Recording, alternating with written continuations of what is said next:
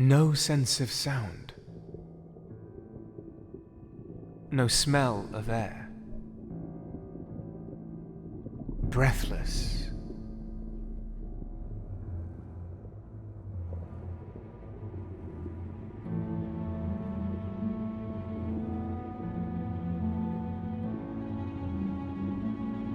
I drifted among faceless shapes, without a clear distinction of form. Blinded. Until someone or something made me soar.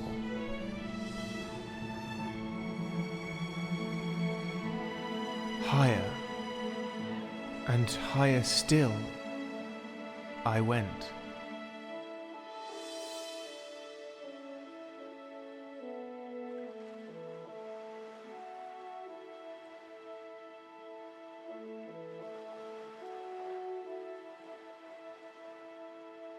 That is all I can remember.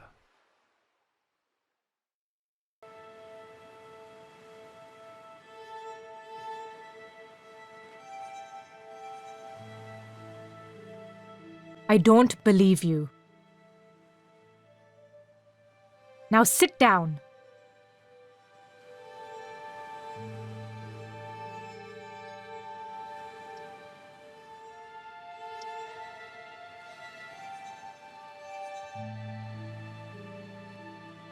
I'm sorry, but you can't leave until you tell me. Where are you from? And what is it that you seek in the colonies?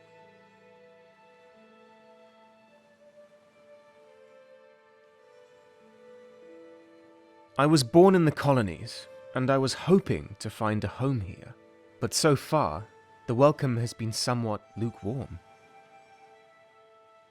Do you or do you not swear allegiance to the Lord Protector as a servant of his Protectorate?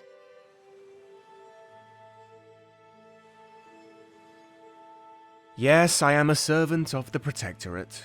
Aren't you? The Protectorate does not own us. The colonies may be inside her sphere of influence, but its people are not. You, on the other hand, were wearing their uniform.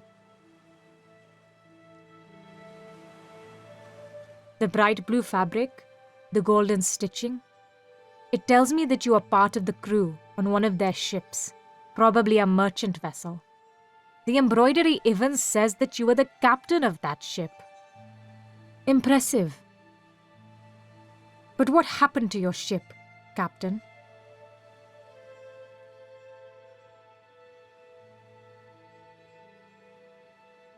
I'm sorry, I'm getting really tired. I'd like to take some rest. We can talk later. Are you trying to buy time? That's not going to work.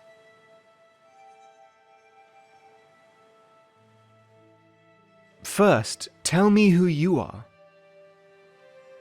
I am the Rani, and you can address me as such. Now, is this journal yours? Where did you get that? Who gave that to you? It says Devan Rensburg inside. Is that you?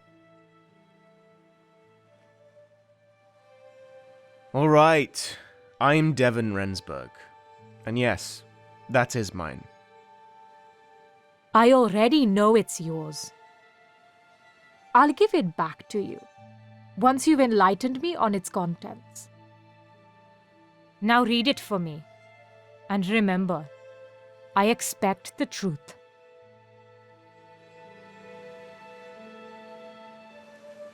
Again, where are you from? And what is it that you seek in the colonies?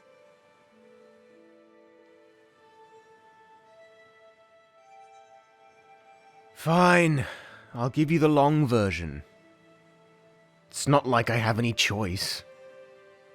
I come from the West, born here in the colonies, but raised in the capital of the Protectorate homeland, a city that was never kind to me. Sick of the citizens and their customs, I decided to leave that place and never go back. I had heard about someone in the harbour recruiting men for a merchant ship sailing to the east. It was a standard trading mission along the Indigo route. I had never worked on a ship before, but enlisting in the merchant navy was the only way for me to acquire passage across the sea. So that's what I did.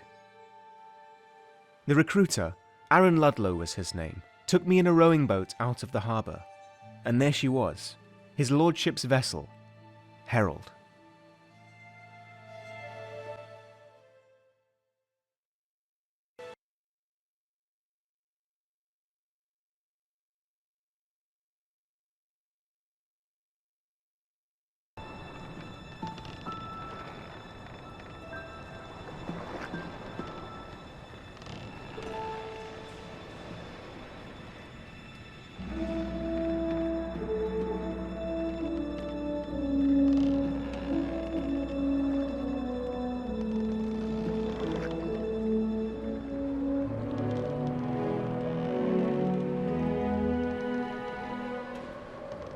By God, Ludlow, have you read this? No, sir, I haven't. Your people seem to be causing a lot of unrest in the colonies lately. My people, sir? Well, you know. I don't know, sir. The indigo farmers, they claim the trade does not benefit them enough. They accuse the Lord Protector of abuse of power and demand fairer wages. The local regent has yet to respond, but I fear he will cave in to the pressure. Is that why we have the politician on board? Yes, Senator Morton is the regent's brother-in-law, and he's going to help him with the complex politics of this affair. He's also accompanying the regent's daughter safely back to the colonies. Remember to treat both of them with respect. Sir. Is there anything else you brought from shore? Well, apart from the new recruit, a letter, sir, addressed to Senator Morton. Well, what are you waiting for? Give it to me. But, sir, it's not your... My ship, my rules, Ludlow. You know this. Besides, I don't think Mr. Morton has anything to hide from me. He better not. May I remind you he is a Protectorate official, sir? And so am I. You there, what do you think, boy? Should I open the letter or not?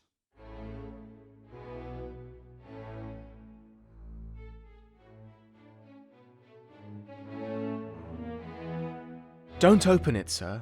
It's none of your business, and the Protectorate won't like it. Really now? But what if it's important? What if it's something I need to know in order to keep the peace among the crew and passengers? I am the captain after all, and I have the responsibility to know everything. You should remember that, Mr.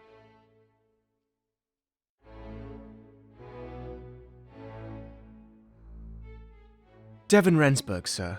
Pleased to meet you, Captain. Captain Cornelius Hendricks. Nice to have you aboard the Herald. Rensburg. I assume you understand that there are rules here. Officer Ludlow will give you the lowdown on them during your tour of the ship. Sir, I have other... But first, Ludlow, I'd like you to find Senator Morton and send him here. I need to talk to him about this letter of his. Be quick about it. I'll send Rensburg after you in a moment. Yes, sir. Be sure to see me on deck, Devan. So then, Rensburg, I take it you must be returning home to your family?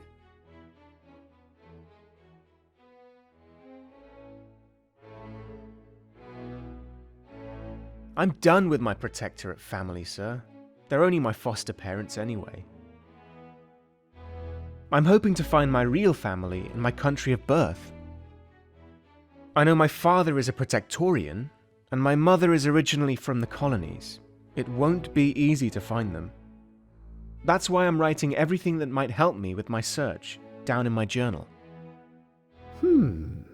Yes. Yes, I see. Well, you should look at my globe then, Rensburg. As you see, the colonies are very big. You should write it in your journal. Well, off you go to your tour of the ship. Have a nice evening.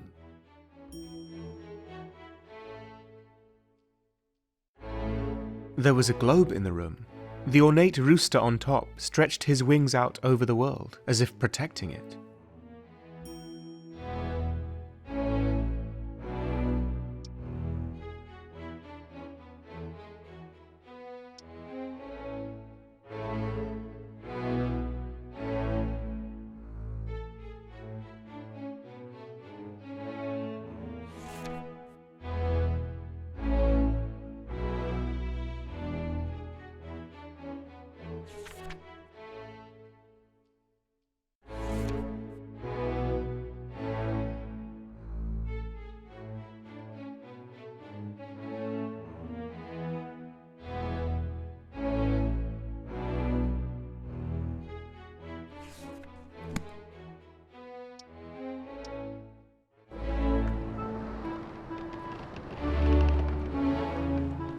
Oh, well, I would assume he's reading your letter right now, Mr. Morton. I sincerely hope you're joking. No, on the contrary, sir. At sea, the captain makes his own rules. As far as I can tell, our captain is king on the Herald, sir. The crew his loyal subjects. Officer, there are several reasons why the people got rid of the king back in the day. This is precisely the sort of thing that led us to abolish the monarchy. I'm going to have a word with Captain Hendricks now. Please carry on.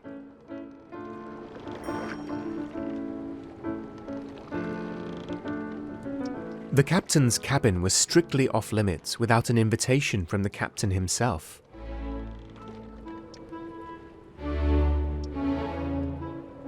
Not one, but two large ornate compasses stood on the poop deck near the ship's wheel. Protectorate design seems to favor perfect symmetry.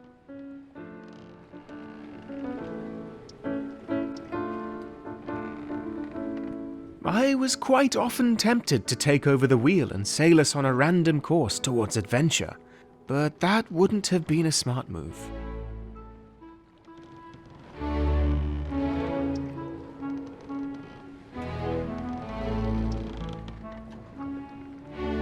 That, Devan, was Senator Lewis Morton. Did you see the look on his face when I told him the captain opened his letter? Pure agony.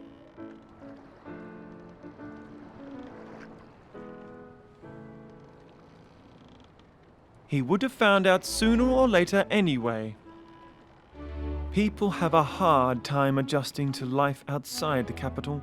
On the open sea, the rules tend to change, but customs don't change with them. Mr. Morton is a prime example of that, and you will probably experience the same.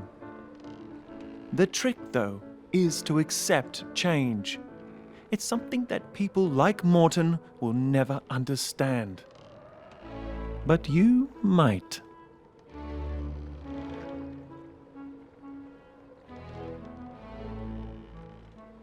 If there's anything I want, then it's change.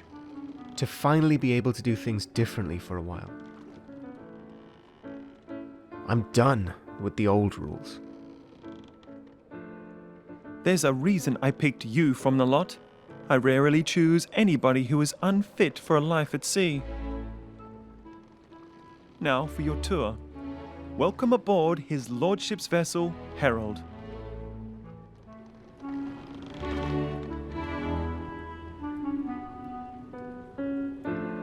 A Cromwellian-class Protectorate clipper launched in 1851. As one of the fastest sailing ships in the mercantile fleet, she can reach a top speed of 18 knots.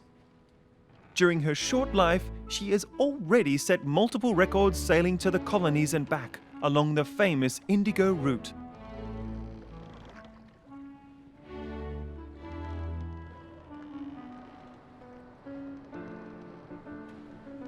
What records did she break? Several speed records, of which the most important one was the race against the Devan-class clipper HLV Crowing. The Herald beat her by 3 days on a return voyage from the colonies to the capital. She set a record time of 78 days, 5 hours, and 16 minutes. Now let's move on to the deckhouse.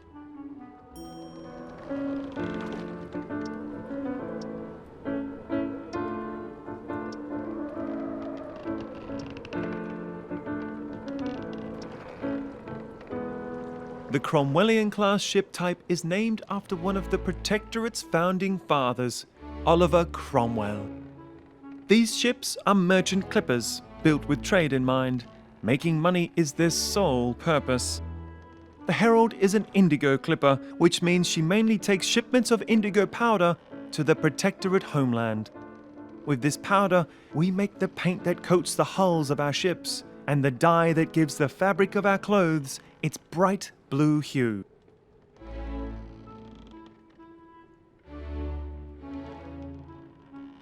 I don't really get it. Why is blue paint so important? You've lived in the capital, Devan. Never noticed the rooftops of its buildings or the clothes of its people? Everything has been colored blue there.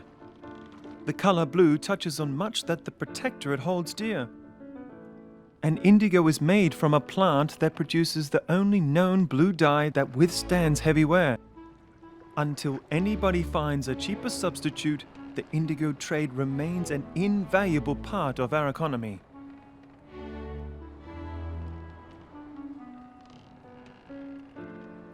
Such an infrastructure just to create paint? There are people starving. Can't we ship more food instead? You should not see it that way. People with money make the world go round.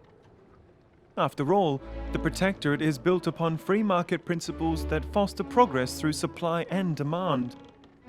Its people get paid an equal share for the work they do, and with this money they are free to do with as they wish. I am not fond of life on shore, but even I can see that the system works. For most people at least. Now, onto the bow of the ship.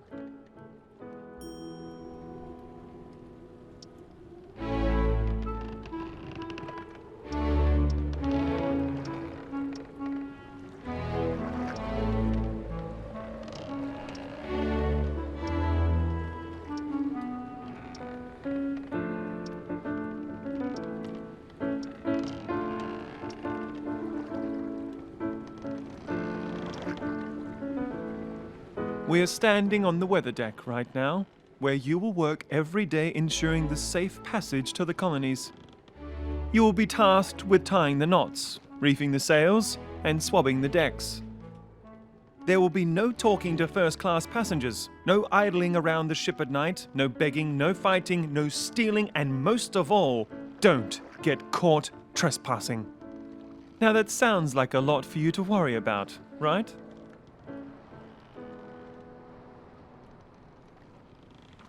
I'll manage. That's what I thought. Don't worry, it'll get tedious soon enough. Keep in mind that the dining saloon in the deckhouse is only for first-class passengers and officers during this trip. This was a special request by Senator Morton, so please steer clear from the saloon if you want to keep out of trouble. Anyone without a blue coat should just use the service stairs through this door here. Now, is there anything in particular you would like to know?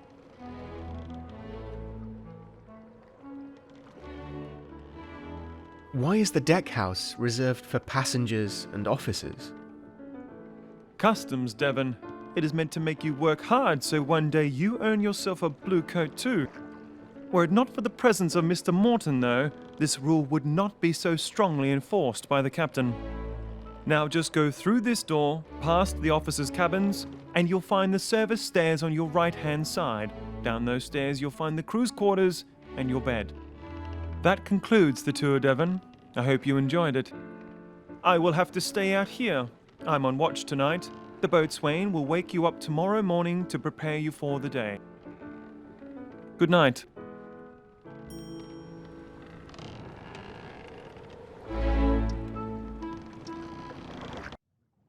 But I don't want to. And take this thing back. But Ian, it's a gift. I don't need it. I don't need any of this. I'm...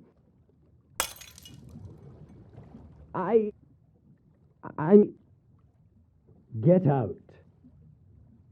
I didn't mean to. Get out.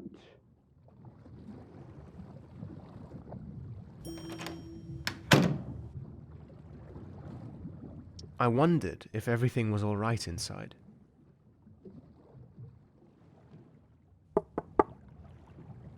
Go away, Ian. If you want to apologize for the compass, then now is not the right time.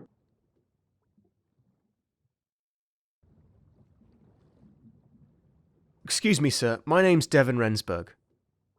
I overheard the argument just now, and I wondered if everything was all right. Rupert Brunswick, First Officer and Navigator. Nice to meet you, Rensburg. Welcome aboard. I'm sorry for my tone. I didn't mean to be rude. I do appreciate your concern.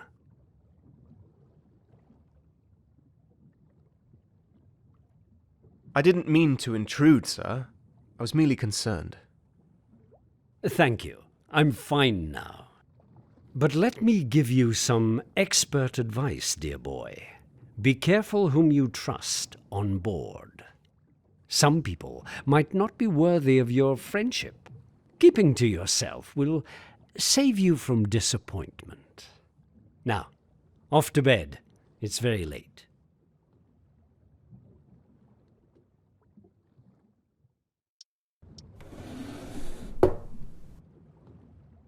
I was quite surprised to find a flag in the drawer. I'm sure it would not have pleased the Lord Protector to see our symbol of power tucked away in a nightstand. I was quite surprised.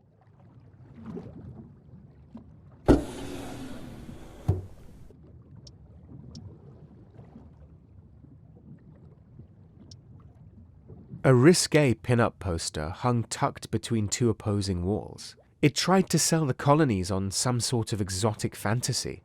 I have to admit that its delusions were once mine.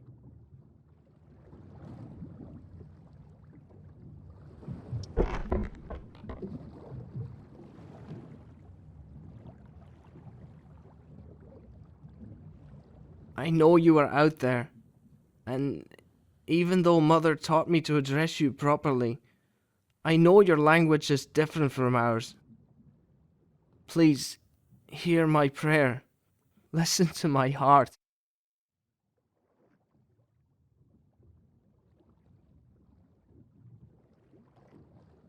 I'm begging you to just help me this one time. I want you to see my struggle with the life you chose for me. I feel trapped, and I see no way out. You are the only one I can turn to. Please, tell me what to do. Give me a sign.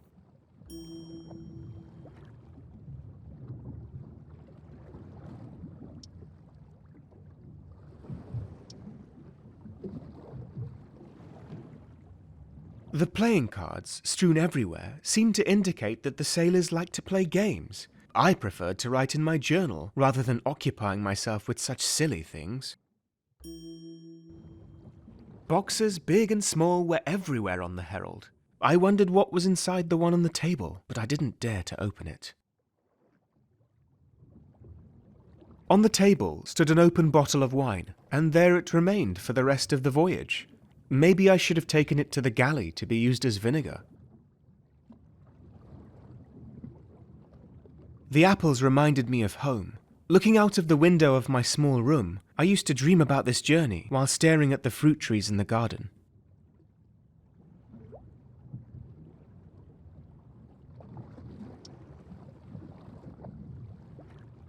All crew carried luggage, some of them more than others, but nobody carried as much junk as Hjalmar Olsen. Why? I had no idea.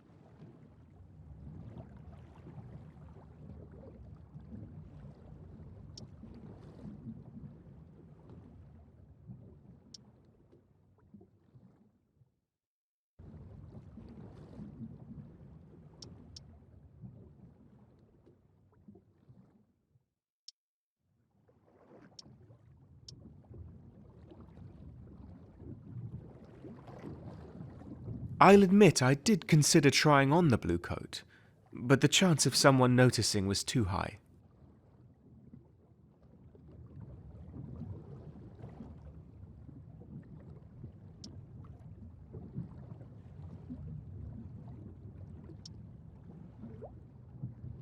It was getting late. I had to go to bed,